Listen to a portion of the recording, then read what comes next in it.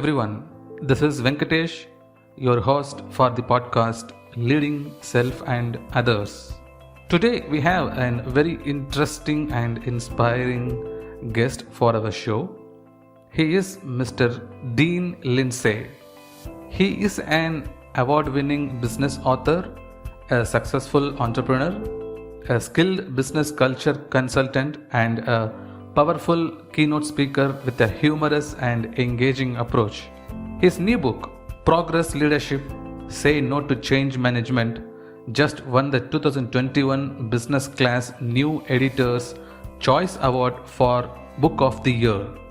He has been hailed as an outstanding thought leader on building priceless business relationships by Sales and Marketing Executives International as well. So let us welcome Mr. Dean Lindsay. Hello, everyone, and welcome to Leading Self and Others podcast, a podcast exclusively based on how you can effectively lead your life and the people around you, anywhere, any place. Every week, you'll be provided with some nourishing dose of thought-provoking and influential messages. Here is your host, Venkatesh, human resources professional, leadership speaker, and author of 2 acclaimed books, Rise to Lead You and You and Your World. Great, Mr. Dean Lindsay. I'm so happy to have you in this podcast. So, welcome you to this podcast, Leading Self and Others. Thank you, Venkatesh. I'm honored to be on the program. Great. I would like to know about your story, Mr. Dean. How did you reach this stage or position in your life? The whole position. Me as like a speaker. Currently, you are a speaker. You are an and- author. Yep. You have multiple roles you're performing. So, Yes. in a brief. In a brief. So I've always been a performer. I was an actor and a musician, studied the arts, and was always very intrigued by the psychology of a character, the psychology of the roles you're playing if you're handed a script. And as I got more into acting, I started getting more into psychology. And then I realized that my skill set and you're really in a lot more control as a professional speaker of your presentation than if you are an actor. You're doing somebody else's lines, and you're also maybe not being as helpful as you could be. So over the last 20 years, it's been over 20 years since I've acted. Over the last 20 years, I've slowly learned not necessarily how to speak, but the business of speaking and writing books. And am very fortunate that the way that I'm sharing some of the timeless principles about psychology or motivation or leadership, because those are all very interchangeable. I'm just very fortunate that people tend to dig both the insight that I'm sharing or how I'm sharing it as far as the content, but also the way I'm doing it with some pep and enthusiasm and entertaining funniness. Yeah, great. Plus, I needed to pay the bills. I have a wife and 2 daughters. So if I got to find so this was a way to pay and still do my thing. But I think it's important to also connect that there are motivating factors. I mean, if I didn't have, responsibilities, professional responsibilities, I might be slugging it out, in New York City, trying to get on, some off-Broadway show or something, or, trying to learn how to play guitar and starting a band. But that's not the choices that I've made as far as, the palette of options. And I'm thrilled that over the last 10, 15 years, I've gotten to travel the world. I've spoken in 10 countries outside of the US and all over the US, and my books are doing well. So I'm very blessed. Great. Have you ever been into India? No, and I would love to come to India. I just need to get on a podcast that's in India. We I could welcome you. just do that. Yeah, this is when my little website should pop up. So yes, please invite me to come speak in India. I would be thrilled. That's great. I wish you a quick session in India. I bet it works out. I bet you I get over there, you know, in the next few years. Great. See, we do have tons of motivational books, motivational speakers in the world, right? So when we talk about the term called progress, it appears to be more of goal oriented. Is there anything that we need to know about making progress in life? Goal oriented. You are correct if you widen the definition of a goal. Sometimes people want to act like the goal is a certain amount of money in the bank. The goal is, you know, a four bedroom house. The goal is, you know, some thing.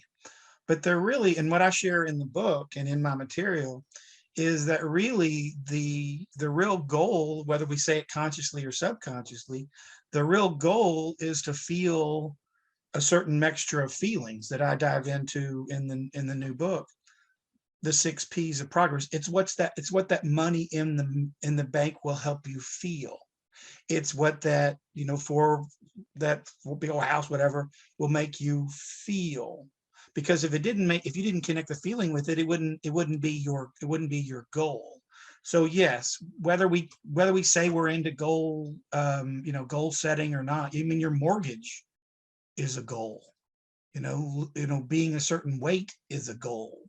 Letting your hair grow out is a goal. You know, growing that mustache was a goal, right? But you didn't maybe write it down. You didn't maybe word, you know, but it was something you said, I'm going to grow a mustache. Or you grew a beard and then you said, I can whittle that down. Have you ever done that? Did you do the goatee? Did you whittle it down? No. I do. Oh man, I've grown it out a few times, and I've shaved this down to here for a couple of days. Or I shaved this and a big thing here.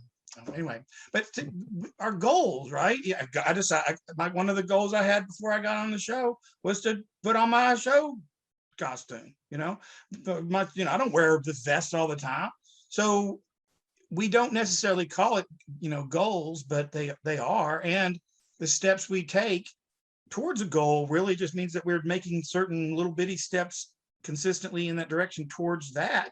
And we connect, if we can, from a psychology POV, and if we can connect the feeling that we think we're going to have once we get the goal to the step towards the goal and taking that step, then we have daily progress and the daily feelings that go along with that. So yes, there are many motivational speakers and many motivational books, and I honor and respect them, and I'm you know, a fan of them, and I devoured them. But what they're really all saying is something similar to what I'm offering. I'm just trying to, you know, offer it in a fresh, easy to digest, you know, spin. So tell me your story of having a goal and moving forward when the situation appeared to be so negative. You may not have the control over the external factors, but you got to keep yourself positive. Oh, well, So have you tell heard me about any this incident. COVID? Have you heard about this COVID thing? We've been doing COVID. Have y'all been COVIDing over there in India?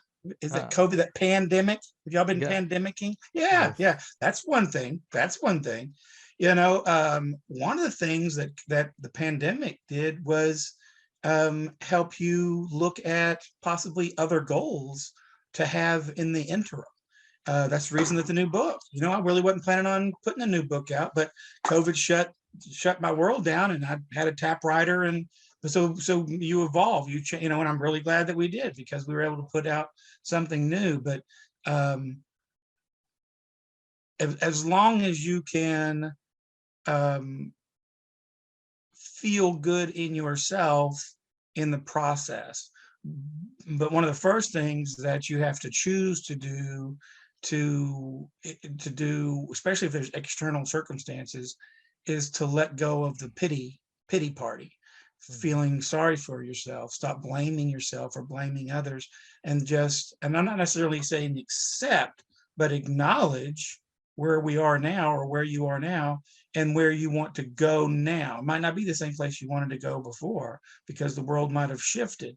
But that's why it's even more powerful to understand what you were really going for anyway. You weren't going for that. You're going for the feelings of that. So if you can now come up with feelings of something else, then I'm glad this is a video, because I needed to be able to do my fingers. I needed to be able to, yeah.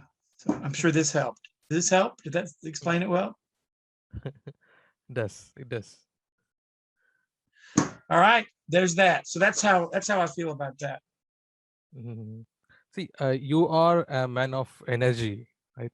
Because your profession demands energy. You need to pass on the positive energy what you have into others. Being a professional speaker and presenter, you cannot project any negativity to the people around you. But how do you No, yeah. maintain that? Well, I like performing. Remember, we started there. I mean, I'm a regular person. I have down everything, and those tips. I don't have as much now as I did. I kind of worked myself through that. I think you have to choose and not go to certain places, both mentally and, physically. I don't put a lot of alcohol in my body. I rarely eat sweet. There's those type of things, but those aren't the things that give me the pep. But that doesn't give me something to work against. I'm not having to go down. So I'm, so in that regard. And then,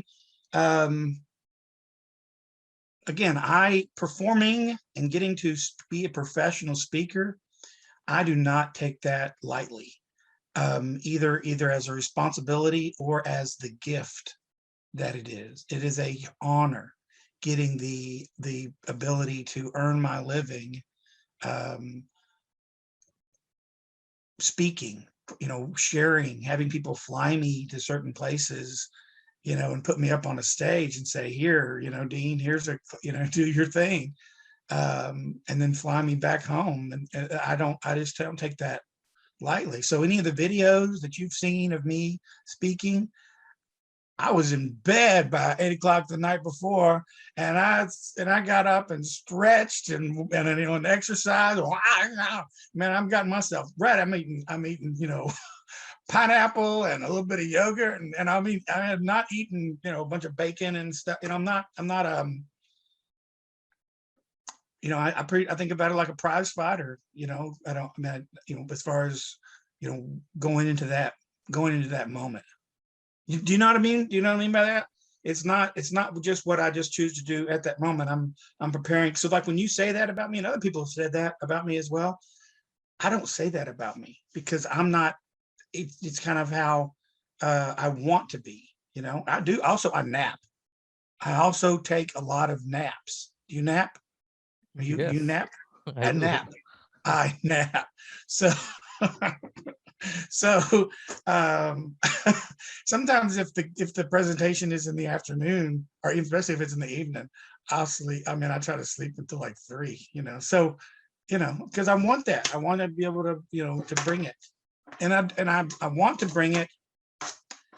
It'd be very altruistic of me to say I want to do it for my audience, and I do, but I also want to do it for me. I want to give that type of show because I feel good when I do.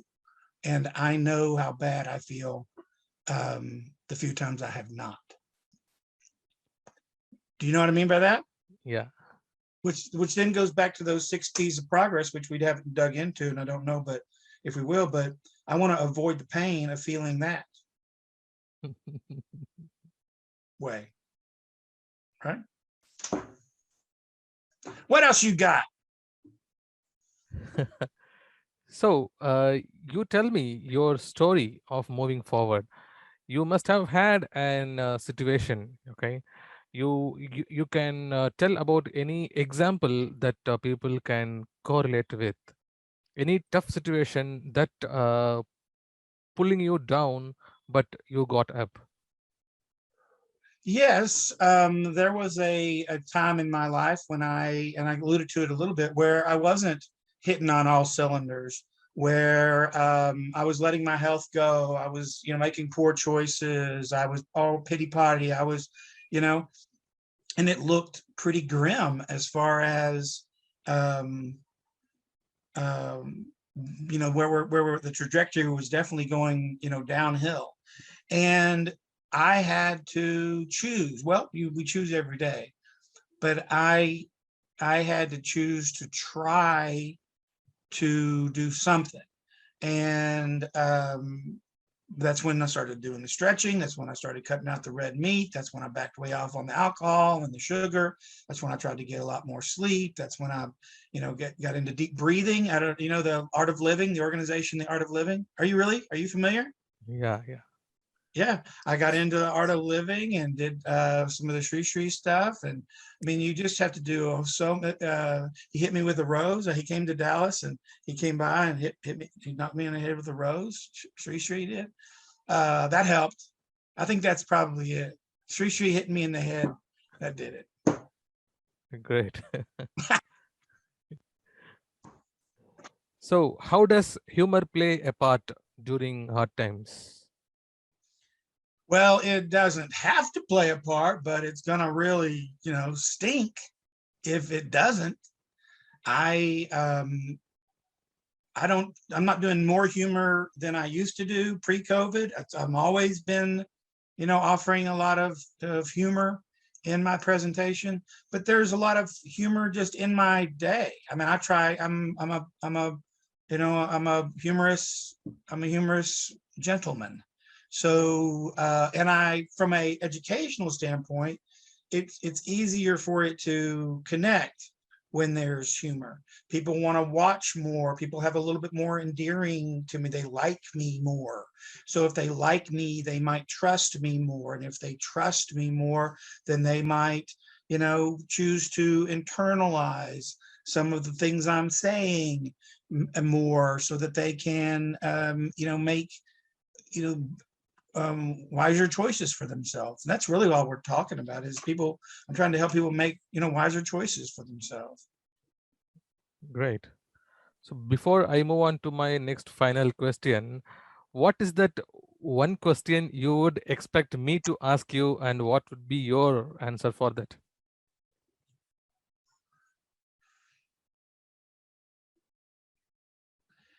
I would expect you to ask me if I've ever been into any famous movies. And my answer would be, I was in Twister. Did y'all have the movie Twister in India? Well, you can look it up, Google it. I was in the movie Twister. Oh, do you have Walker, Texas Ranger? I think so. I'm not good movie person. TV show. There's a TV show.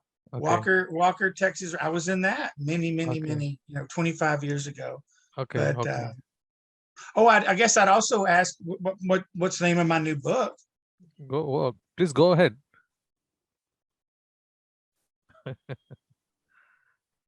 It's called Progress Leadership. Say no to change management. I guess you probably have a lot of things. Anyway, there it is. Check it out. Forbes just called it an important and timely book, and it just won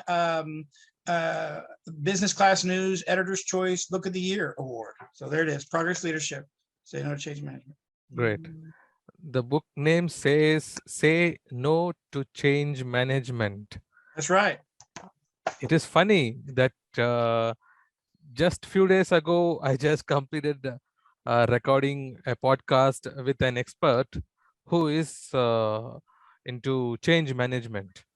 Now, the immediate next podcast recording happens, the one who is advocating not to have change management. Well, basically, and I'm sure if I was talking to this person you were interviewing, we would be saying the same stuff. But any good change management program is really a progress leadership program, because you're positioning the ideas in such a way that people can get committed to them and behind them. My basic premise and entitling the program that, or the book that, is that nobody wants to change, and they certainly don't want their change managed, but we all want to progress. Everybody wants to progress. Well, all progress is change, but not all change is progress. And any change management program is not trying to change the organization, it's trying to help the organization progress. Would you agree with that? True. Right. So it's not change management, it's progress leadership. So you can start there and then build on there the 6 P's of progress and some of the other things that I'm sharing in the book. But any good change management program is actually a progress leadership program, whether they, obviously they wouldn't have said that it is, because I made that up, progress leadership. I literally made that up. Would you believe that? I own the trademark, the legal American trademark for the word progress leadership. Is that cool? Fantastic. Boom. How about that? Also, progress agent. You've ever heard the term change agent? Yeah. I don't want a change agent. I want a progress agent. I own the legal trademark to that. I mean, I'm just saying that's what it really is. I mean, people say they don't want to people say they resist change, right? You have a lot of people who says, "Oh, I don't like change." Is that correct? Oh, I don't like change. We wake up every day to change. We just want things to get better. Well, if it's better, it's progress. And that's my premise, is that, yeah. And so you have to help people see the new initiative, whatever it is, that has to be positioned as progress and not change, for them to be committed to moving towards it. Fantastic. I like it. So, change versus the progress, right? Progress versus change, or change versus progress. And whether you say it or not, people are doing that in their head anyway. You can tell them something you want them to do, but in their mind, they're going to think, is that good for me or not? Is that good for me or not? That's why people say things like, "Oh, I just didn't buy into that," or "that didn't make sense to me." Well, if it didn't make sense to you, you're saying it was change. If it did make sense to you, it's progress. If you bought it, then it was progress. If you didn't buy it, it was change. So we do it anyway. People do that. I do that. You do that. We all do that. When you invited me to be on this show, I had to view it as progress and not change. But you didn't say, "Hey, this is going to be good." I had to go, "Hey, this is going to be good." But if you're a leader, you need to tell people that, "Hey, it's going to be good. Here's the benefits of it." Da, da, da, da, da. Does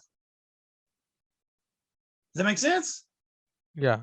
So you are saying that progress instead of change management is applicable for both personal as well as professional setting. Absolutely. Everything. Okay. Well, I've never really understand why we want to separate, how we think we truly are. Aren't you I'm the same person, whether I'm here or in a business thing. So I'm talking about human dynamics. I'm talking about the psychology of how people make decisions, not business people, not moms and dads, not kids, not unemployed people, everybody, but just people. I'm only talking about human beings here, just people. But everybody. So that's what I'm talking about. But it's just people, only people. If you're working with dogs, cats, squirrels, I don't know, but people. That's how we do it. Has anybody used their hands so much in a podcast before?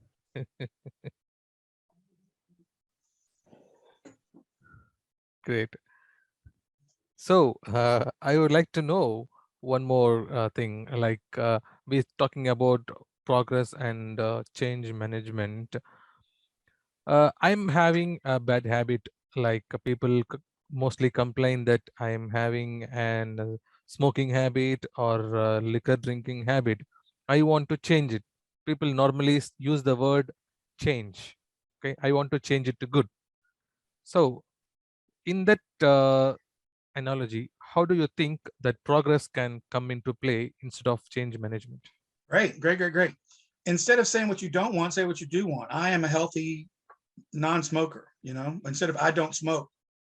But what you really need to do is because there's reasons to smoke. There's reasons to drink.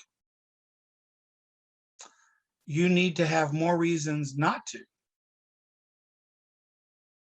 mean, tons of women smoke and then get pregnant and stop smoking because their reasons become stronger.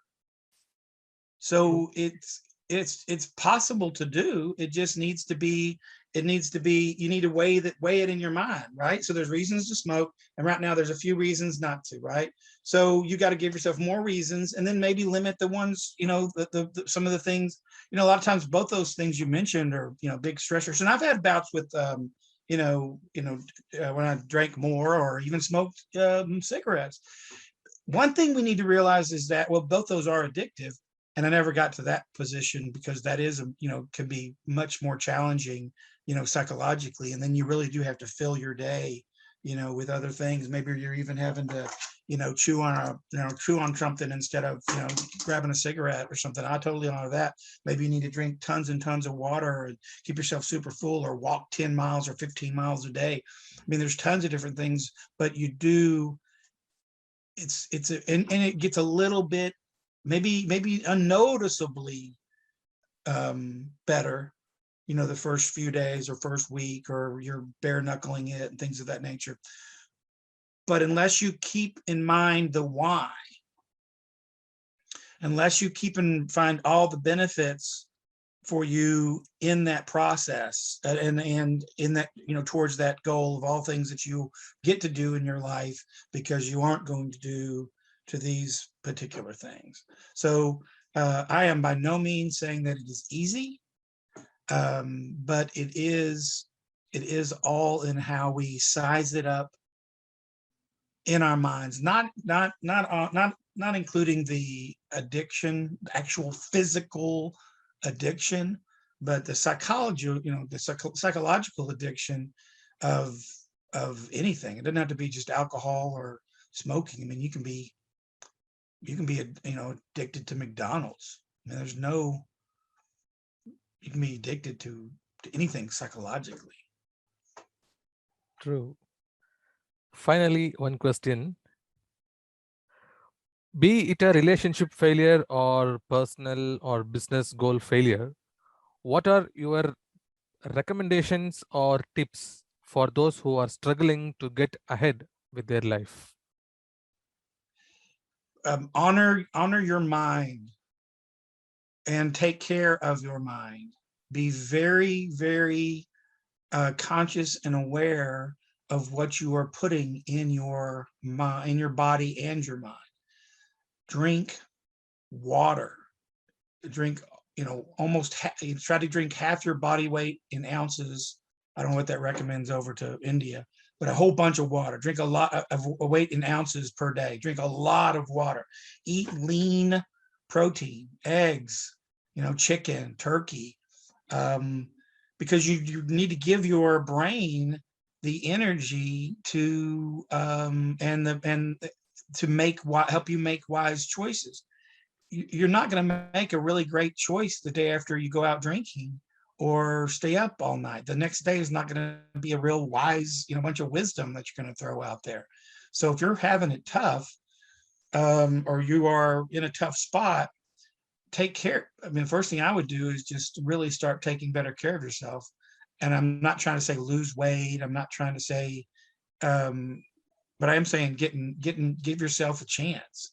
So then on top of that, stretching, and then also just be really careful with what you're saying to yourself, no self-talk, but you can't just say don't have negative talk. Sometimes you need to even get some, positive motivation, in your ears, listening to stuff. But those are things that I had to do. Those are things I had to do. I mean, I was not my own friend. I was not good to myself, and so, but you can't just stop. That didn't just stop. You've got to put other things in its place and make better better choices. Is that fair? I mean, I think that's a pretty honest answer on my part to see, I really honor the mind, but if you don't give your mind the right fuel and energy, your mind's not going to serve you well. Mhm. So you It's also also mentioned, what else did I mention? Was it good? Did I say something good? you also mentioned giving yourself a chance. That's right. You're trying to give yourself a chance, and it's something you can control, right? You might not be able to control any of that other crap, but you can control how much water you drink every day. You can control, if you get some lean protein, you can control getting an extra couple hours sleep. And I guarantee you, if you did that for a couple weeks, you're going to see that you're starting to see some light and some angles and some options and some things you can do, right? So no one's ever asked me that question before, but that is my most honest answer, that if you're down, don't go looking outside for some kind of solution. Do what I know you can control: drinking a lot of water, eating lean protein, getting more sleep. Is That's that fair? wonderful. I think it That's is. I wonderful. thought it was pretty good. I thought that was pretty good. Yeah, it's spontaneous. Yeah, but I think that's correct. I don't think that there's. I think because you've got the answers. You've got it. But I'm not going to first thing to say to you is, so think of something good, because you might not have been treating yourself very well. So why don't we get a baseline, a good solid baseline, get some water, let's go, and then see where things are shaking. Yes, you got to be it in order to say it spontaneously. Well said, good sir. Well said. Thank you so much for taking part in my podcast episode. My first podcast in India. Well, thank you very much. Last but never the end, buckle up to get inspired and more realistic thoughts from Venkatesh. Make sure to subscribe now, just so you don't miss any episode. If you think this podcast has inspired you and may help someone you care, please share. Leading self and others.